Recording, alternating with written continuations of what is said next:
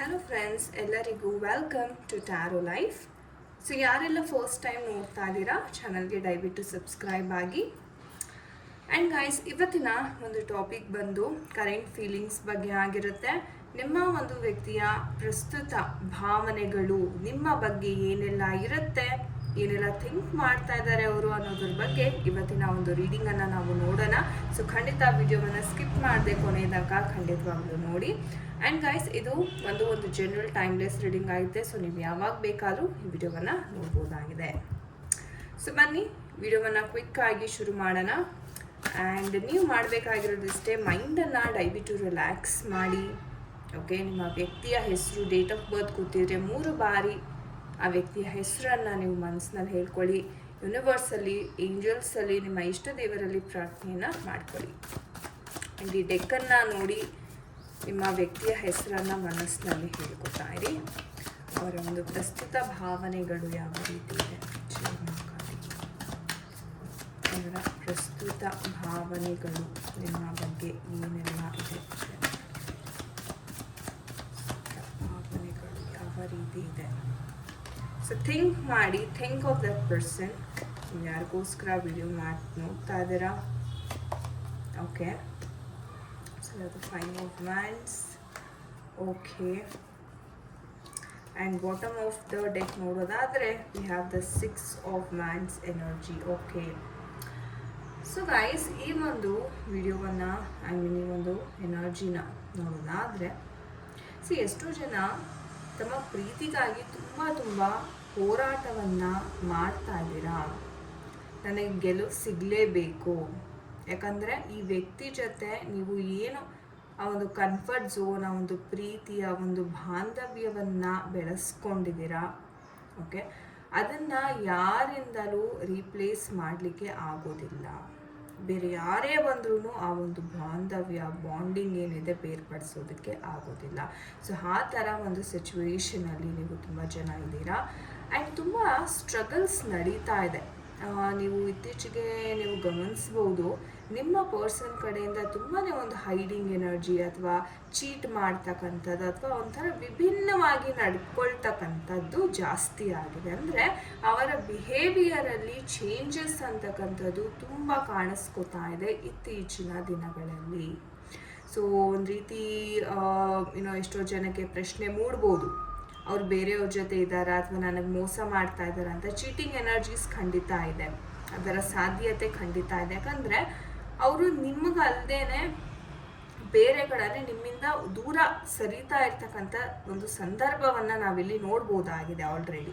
ಒಂಥರ ನಿಮಗೆ ಸುಳ್ಳು ಹೇಳ್ತಕ್ಕಂಥದ್ದಾಗಿರ್ಬೋದು, ಅಥವಾ ಡಬಲ್ ಡೇಟ್ ಅಂದರೆ ಬೇರೆಯವ್ರ ಜೊತೆ ಕನೆಕ್ಷನನ್ನು ಇಟ್ಕೊಂಡಿರ್ತಕ್ಕಂಥದ್ದು, ಅಥವಾ ನಿಮ್ಮ ಹತ್ರ ಸುಳ್ಳು ಹೇಳಿ ಎಕ್ಸ್ಕ್ಯೂಸಸನ್ನು ತಗೊಳ್ತಾ ಇರ್ತಕ್ಕಂಥದ್ದು.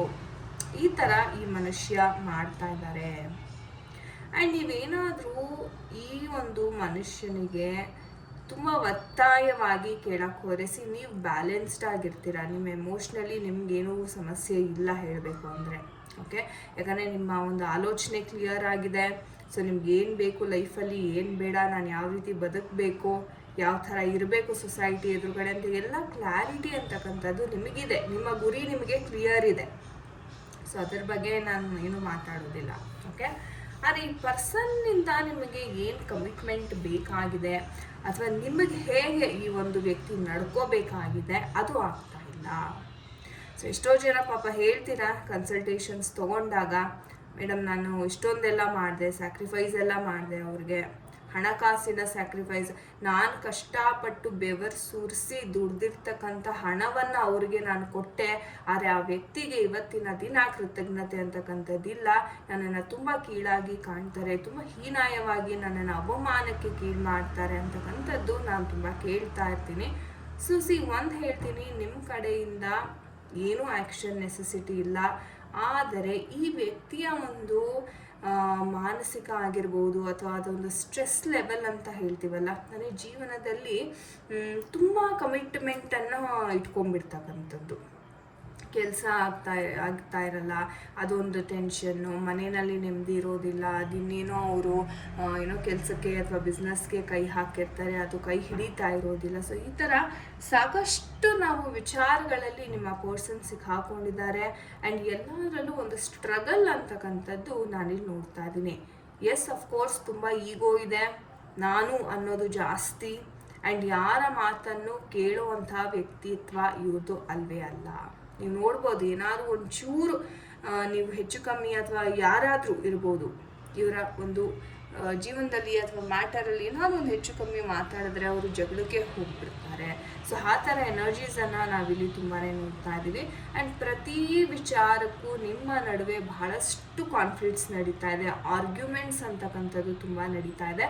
ಬರ್ತಾ ಬರ್ತಾ ನಿಮಗೆಲ್ಲೋ ಅನ್ನಿಸ್ತಾ ಇದೆ ಮುಂಚಿನ ಹಾಗೆ ಈ ಒಂದು ಸಂಬಂಧ ಇಲ್ಲ, ಅಥವಾ ಈ ವ್ಯಕ್ತಿನೇ ಕಂಪ್ಲೀಟಾಗಿ ಬದಲಾಗ್ಬಿಟ್ಟಿದ್ದಾರೆ, ಇದು ಹೇಗೆ ಮುಂದೆ ಅನ್ನೋದು ಒಂದು ಚಿಂತೆ ಸಹ ನಿಮ್ಮಲ್ಲಿ ತುಂಬ ಕಾಡ್ತಿದೆ ಅಂತಾನು ಹೇಳ್ಬೋದು. ಆದರೆ ಇದು ಸರಿ ಹೋಗುತ್ತಾ ಅಂತ ನೀವು ಎಷ್ಟೋ ಜನ ಪ್ರಶ್ನೆಯನ್ನು ಕೇಳ್ತೀರಾ. ಖಂಡಿತವಾಗ್ಲೂ ಒಂದು ಸಮಯ ಅಂತಕ್ಕಂಥದ್ದು ಬರುತ್ತೆ. ಅವ್ರಿಗೇನಪ್ಪ ಅಂತಾರೆ, ಮನಸ್ಸಿಗೆ ಖುಷಿ ಕೊಡುವಂಥ ಒಂದು ವಿಚಾರ ಅಂತಕ್ಕಂಥದ್ದು ತುಂಬ ಶೀಘ್ರದಲ್ಲಿ ನಡೀತಾ ಇದೆ ಅಂತ ಹೇಳ್ಬೋದು. ಈ ಎಲ್ಲ ತಾಪತ್ರಯಗಳು, ಎಲ್ಲ ಕಷ್ಟಗಳಿಂದ ಇಲ್ಲಿ ಒಂದು ಫುಲ್ ಸ್ಟಾಪ್, ಒಂದು ಮುಕ್ತಿ ಅಂತಕ್ಕಂಥದ್ದು ಇಲ್ಲಿ ಖಂಡಿತವಾಗಿಯೂ ಇದೆ. ಖಂಡಿತ ಪ್ರೀತಿಯಲ್ಲಿ ಗೆಲುವು ಅಂತಕ್ಕಂಥದ್ದು ಇಲ್ಲಿ ಕಾಣಿಸ್ತಾ ಇದೆ. ನೋಡೋಣ ನಮ್ಮ ಏಂಜಲ್ಸ್ ಏನು ಹೇಳ್ತಾರೆ ಈ ಒಂದು ವಿಚಾರವಾಗಿ. ಸೊ ಡಿಯರ್ ಏಂಜಲ್ಸ್, ವೀಕ್ಷಕರಿಗೆ ಯಾವ ಒಂದು ಗೈಡೆನ್ಸ್ ಕೊಡ್ತೀರಾ ದಯವಿಟ್ಟು ತಿಳಿಸಿ.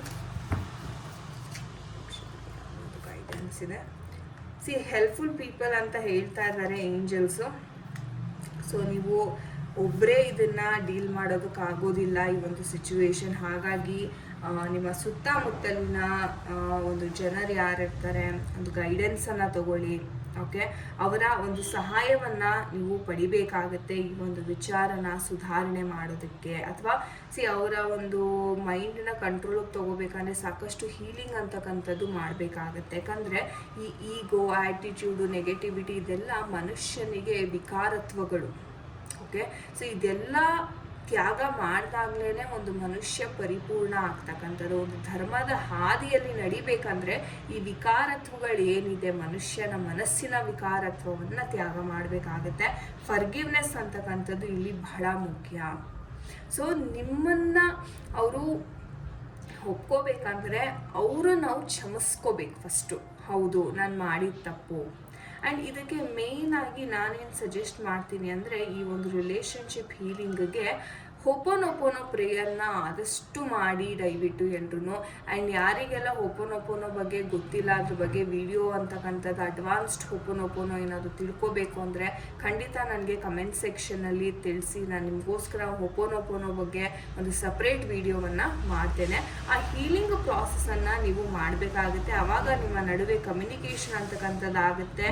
ಇದಕ್ಕೆ ನಿಮಗೆ ಸಹಾಯ ಅಂತಕ್ಕಂಥದ್ದು ಬೇಕು. ಸೊ ಹಾಗಾಗಿ ನಿಮ್ಗೇನಾದರೂ ಸಹಾಯ ಬೇಕು ಅನ್ನೋ ಒಂದು ಪರಿಸ್ಥಿತಿ ಬಂದರೆ ದಯವಿಟ್ಟು ಹೆಸಿಟೇಟ್ ಮಾಡಬೇಡಿ, ಸಹಾಯವನ್ನು ಕೇಳಿ ಅವರಿಂದ ಗೈಡೆನ್ಸನ್ನು ನೀವು ಪಡ್ಕೊಳ್ಳಿ ಅಂತ ಹೇಳ್ತೀನಿ. Okay, so thank you so much guys. ಇದಾಗಿತ್ತು ಇವತ್ತಿನ ಒಂದು ರೀಡಿಂಗ್. ಐ ಹೋಪ್ ನಿಮಗೆ ಇಷ್ಟ ಆಗಿದೆ ಅನ್ಕೋತೀನಿ. ಯಾರ ಜೊತೆ ಎಲ್ಲ ಇದು ರೆಸೊನೇಟ್ ಆಯಿತು ಖಂಡಿತ ಕಮೆಂಟ್ ಸೆಕ್ಷನಲ್ಲಿ ತಿಳಿಸಿ. ಆ್ಯಂಡ್ ಯಾರೆಲ್ಲ ಪಾಸಿಟಿವ್ ಆಗಿ ಕಮೆಂಟ್ಸ್ ಮಾಡ್ತೀರಾ, ನಿಮ್ಮ ಆತ್ಮೀಯರೊಂದಿಗೆ ಸಹ ಈ ವಿಡಿಯೋವನ್ನು ಶೇರ್ ಮಾಡ್ತಾ ಇದ್ದೀರಾ ಸುಮಾರು ಜನ, ತುಂಬ ತುಂಬ ಧನ್ಯವಾದಗಳು. ನಿಮ್ಮ ಒಂದು ಪಾಸಿಟಿವ್ ಗ್ರ್ಯಾಟಿಟ್ಯೂಡ್ ಹೀಗೆ ಇರಲಿ, ಚಾನಲ್ನ ಇನ್ನಷ್ಟು ಬೆಳೆಸಿ, ನಿಮ್ಮ ಪ್ರೋತ್ಸಾಹ ಹಾಗೆ ಇರಲಿ ಅಂತ ನಾನು ಆಶಿಸ್ತೀನಿ. Thank you so much guys, ಇಲ್ಲಿವರೆಗೂ ಪೇಷನ್ಸ್ ಆಗಿ ಒಂದು ವಿಡಿಯೋವನ್ನು ನೋಡಿದ್ದಕ್ಕೆ. ನಾನು ನಿಮಗೆ ಸಿಗ್ತೀನಿ ಮುಂದಿನ ವಿಡಿಯೋದಲ್ಲಿ. ನಮಸ್ತೆ ಎಲ್ಲರಿಗೂ, ಹರೇ ಕೃಷ್ಣ.